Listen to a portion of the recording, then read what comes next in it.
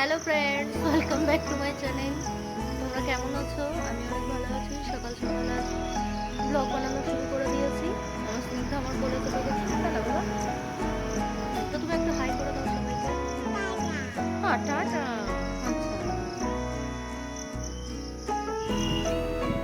তো ফ্রেন্ডস দেখো, আজ সকাল থেকে কিন্তু বৃষ্টি হচ্ছিল, বেশ ঠান্ডা ঠান্ডা ওয়েদার।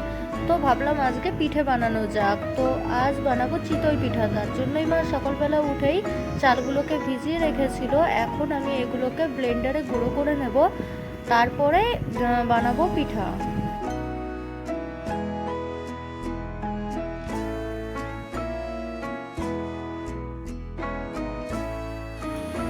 তো দেখো, আমি চালগুলোকে খুব ভালোভাবে গুঁড়ো করে নিয়েছি। এরপর চলে যাব আমি রান্নাঘরে। তো দেখো, আমি পিঠে বানানোর জন্য এটাকে খুব ভালো করে গুলিয়ে নিয়েছি।